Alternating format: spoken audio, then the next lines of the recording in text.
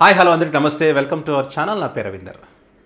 2018 ఎన్నికల్లో BRS party అధికారంలోకి వచ్చిన తర్వాత కాంగ్రెస్ పార్టీలో ఉన్నటువంటి ఎమ్మెల్యేలందరూ కూడా బీఆర్ఎస్ పార్టీలో చేర్చుకున్నారు.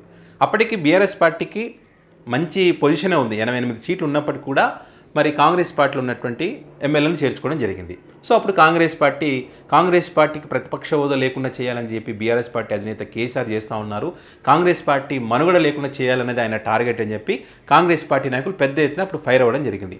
ముఖ్యంగా రేవంత్ రెడ్డి ప్రజాస్వామ్యాన్ని కూని చేస్తున్నాడు కేసీఆర్ అని చెప్పి ఎవరైతే కాంగ్రెస్ పార్టీలో గెలిచినటువంటి ఎమ్మెల్యేలు ఎవరైతే ఉంటారో ఈ రకంగా ఒక పార్టీ గుర్తుతో గెలిచినటువంటి వ్యక్తులను ఇంకో పార్టీలో చేర్చుకోవడం కరెక్ట్ కాదు. ఒకవేళ అలా చేర్చుకోవాలనుకుంటే ఈ పార్టీలో ఉన్నటువంటి ఎమ్మెల్యే అక్కడ రాజీనామా చేయించి మళ్ళీ ఎలక్షన్స్ పెట్టి నీ పార్టీ గుర్తు మీద ఎలక్షన్స్ పెట్టి అప్పుడు నువ్వు పార్టీలో చేర్చుకోవాలని చెప్పి అప్పుడు రేవంత్ రెడ్డి గారు చెప్పడం జరిగింది.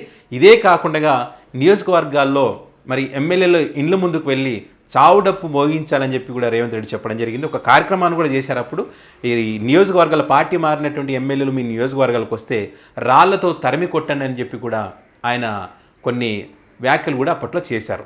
ఈ వేదిక మీద నుంచి చెప్తున్నా, కాంగ్రెస్ పార్టీలో టికెట్లు పొంది గెలిచిన వాళ్ళు పార్టీ ఫిరాయిస్తే మా కార్యకర్తలకు విజ్ఞప్తి చేస్తున్నా, రాళ్లతో కొట్టి చంపండి, గ్రామ బహిష్కరణ చేయండి ఆ సన్నాడసులు. సరే, మరి ఆయన చెప్పినటువంటి మాటలను ప్రజలు కూడా నమ్మినారు. రేవంత్ రెడ్డి చెప్పింది కరెక్టే కదా, ప్రజాస్వామ్య విలువలను కాపాడాల్సినటువంటి అవసరం ఉంటుంది. నిజంగా పార్టీ మారాలనుకుంటే కనుక ఈ పార్టీ గుర్తు మీద గెలిచినటువంటి వ్యక్తి రాజీనామా చేసి మళ్ళీ పోటీ చేసి ప్రజా తీర్పు ఏ రకంగా ఉంటుందో అప్పుడు తెలుస్తుంది. ఈ పార్టీ మారడాన్ని ప్రజలు మద్దతు ఇస్తున్నారా లేదా అనే విషయం అప్పుడు అర్థమవుతుందని చెప్పి అప్పుడు ప్రజలు కూడా భావించినటువంటి పరిస్థితుల్లో మరి ఈ పార్టీ మారినటువంటి ఎమ్మెల్యేలు అందరూ కూడా మొన్న జరిగినటువంటి ఎన్నికల్లో ప్రజలు వారిని ఓడించడం జరిగింది. ఈ రేవంత్ రెడ్డి ఏదైతే చెప్పారో ఆయన మాటకు మద్దతిచ్చి ఆయనను గెలిపించినటువంటి పరిస్థితి. మరి రేవంత్ రెడ్డి అధికారంలోకి వచ్చిన తర్వాత మరి ఆ ప్రజాస్వామ్య విలువలు నీతి సూత్రాలు ఏదైతే చెప్పారో అవి పాటిస్తున్నాడంటే పాటించడం లేదు. మరి కాంగ్రెస్ పార్టీ నాయకులు ఏం చెప్తా ఉన్నారు, అప్పుడు కేసీఆర్ చేశారు కాబట్టి ఇప్పుడు రేవంత్ రెడ్డి కూడా చేశారు, తప్పే ఉందని చెప్తున్నారు. ప్రజాస్వామ్యం అంటే గౌరవం ఉందని నువ్వు ఏదైతే చెప్పావో వాటిని నిజంగానే కాపాడాలనుకుంటే కనుక కేశవరావు రాజీనామా చేయించారు. అదే రకంగా నువ్వు నీ పార్టీలోకి ఎవరైతే బీఆర్ఎస్ పార్టీ నుంచి వస్తున్నారో వాళ్ళందరి చేత రాజీనామా చేయించి ఎన్నికలకు వెళ్ళి అప్పుడు ప్రజా తీర్పు ఏ రకంగా ఉంటుందనేది నీకు తెలుస్తుంది. నిజంగా ప్రజలు కనుక నీ పార్టీ నుంచి గెలిపిస్తే కనుక ప్రజలు ఒప్పుకున్నట్టే నీ ఆలోచన విధానాన్ని, అది కరెక్ట్గా ఉంటుంది, ప్రజాస్వామ్య విలువలు కాపాడడం అవుతుంది. సో ఆ రకంగా చేసే దమ్ము ధైర్యం ఉందా అంటే లేదు. కేవలం ఈ ప్రజా సమస్యలను, నిరుద్యోగుల సమస్యలను, విద్యా వ్యవస్థకు సంబంధించినటువంటి విషయాలు కానీ, శాంతి భద్రతల సమస్యలే కానీ వీటి మీద ఫోకస్ చేయకుండా, వీటిని కాపాడేటువంటి ప్రయత్నం చేయకుండా కేవలం తన సీటును కాపాడుకునేటువంటి ప్రయత్నం రేవంత్ రెడ్డి చేస్తున్నారనేటువంటిది బలంగా జరుగుతున్నటువంటి చర్చ. దానికి ప్రధాన కారణం ఇప్పుడు జరుగుతున్నటువంటి రాజకీయ పరిణామాలు. కాంగ్రెస్ పార్టీలో ఉన్నటువంటి సీనియర్లు ఎవరైతే ఉన్నారో వాళ్ళ వల్ల భవిష్యత్తులో ఇబ్బందులు తలెత్తేటువంటి అవకాశం ఉంటుంది కాబట్టి తన బలాన్ని పెంచుకోవాలి. నామినేటెడ్ పదవులు కానీ, పీసీసీ పదవులు కానీ, మంత్రి పదవులు కానీ, ముఖ్యమైనటువంటి మంత్రులు ఈ శాఖలకు సంబంధించి కానివ్వండి, అన్ని విషయాల్లో అన్ని చోట్ల తనకు అనుకూలమైనటువంటి వ్యక్తులే ఉండాలనేటువంటిది రేవంత్ రెడ్డి యొక్క కోరిక. సో దీనికి సంబంధించి అదే పార్టీకి చెందినటువంటి వ్యక్తి, రేవంత్ రెడ్డి సొంత జిల్లాకు చెందినటువంటి వ్యక్తి ఒక వాట్సాప్ గ్రూప్లో పెద్ద ఎత్తున వైరల్ అవుతుంది ఒక పోస్టు. ఇది రెడ్ల పాలన ప్రజాపాలన అని చెప్పి ఒక పోస్ట్ పెట్టడం జరిగింది. ఆ తర్వాత కొన్ని గంటల్లోనే దాన్ని మళ్ళీ అక్కడ డిలీట్ చేసినటువంటి పరిస్థితులు మనం చూస్తూ ఉన్నాం.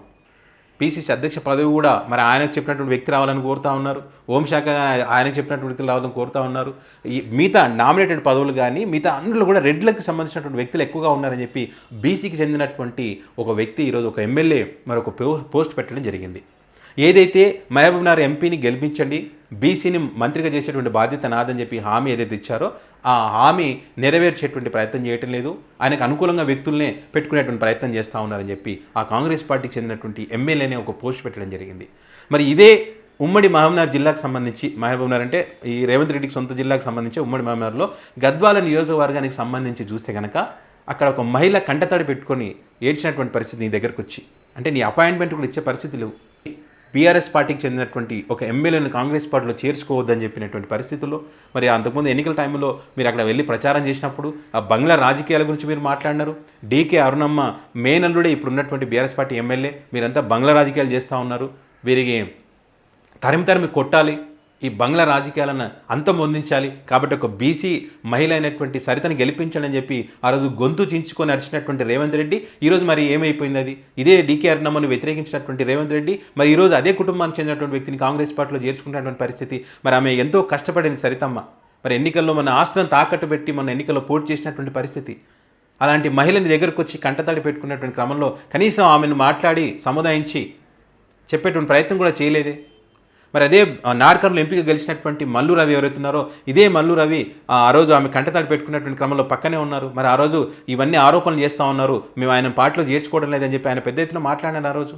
మరి అదే పర్సన్ ఈరోజు జూపల్లి కృష్ణతో పాటు సీఎం రేవంత్ రెడ్డి దగ్గరికి వెళ్ళి మరి మల్లు రవి మళ్ళీ బండ్ల కృష్ణమోహన్రెడ్డిని పార్టీలో చేర్చినటువంటి దాంట్లో ఆయన కూడా పక్కనే ఉండి పార్టీలో చేర్పించినటువంటి పరిస్థితి. బీఆర్ఎస్ పార్టీలో ఉన్నటువంటి వాళ్ళందరినీ కూడా కాంగ్రెస్ పార్టీలో చేర్చుకోవాలి. తమ పార్టీలో కష్టపడ్డ వాళ్ళు ఎవరు ఏమైపోయినా పర్వాలేదు, కానీ బీఆర్ఎస్ పార్టీ మనుగడ అనేటువంటిది ఉండకూడదు అనే ఆలోచనతోనే బీఆర్ఎస్ పార్టీ నాయకులు పార్టీలో చేర్చుకుంటున్నారు. 6 గ్యారెంటీలు అన్నారు, 6 గ్యారెంటీల కన్నా లోపల అనేక గ్యారెంటీలు ఉన్నాయి, వాటికి దిక్కులేదు. 6 గ్యారెంటీలకు దిక్కులేదు, మిగతా గ్యారెంటీలు ఏం చేస్తారు? ఈ ఆగస్టు మాసంలో రుణమాఫీకి సంబంధించి మరి చేస్తామని చెప్పారు, ఖచ్చితంగా చేస్తామని చెప్పి దేవుల మీద ప్రమాణం చేశారు. 2500లకు సంబంధించి మహాలక్ష్మి దాంట్లో మహిళలకు సంబంధించి వాటి మీద ఇంతవరకు అతి లేదు గతి లేదు.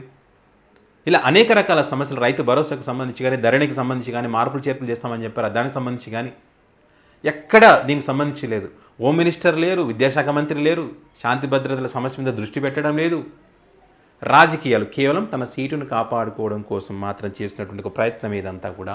అంటే రేవంత్ రెడ్డి ఎన్నికలకు ముందు ఏదైతే నీతి సూత్రాలు, ప్రజాస్వామ్య విలువల గురించి మాట్లాడారో ఆ విలువలను తుంగలో తొక్కేటువంటి ప్రయత్నం రేవంత్ రెడ్డి కూడా చేస్తున్నారు.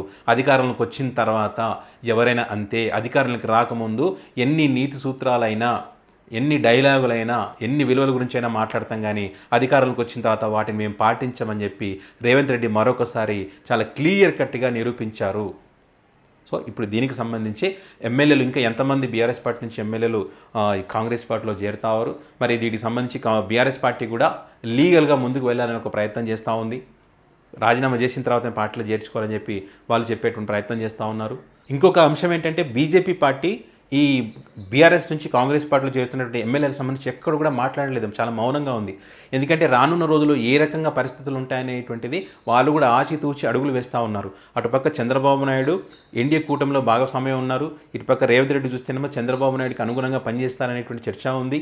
సో రేపు అంతకుముందు ఆర్ఎస్ఎస్ నుంచి వచ్చినటువంటి వ్యక్తి రేవంత్ రెడ్డి, అదేవిధంగా బీఆర్ఎస్ పార్టీలో నుంచి వచ్చేటువంటి వ్యక్తులందరూ కూడా టీడీపీ పార్టీలో గతంలో పనిచేసినటువంటి వ్యక్తులు, ఈయన రేవంత్ రెడ్డికి సహచరులుగా ఉన్నటువంటి వ్యక్తులు.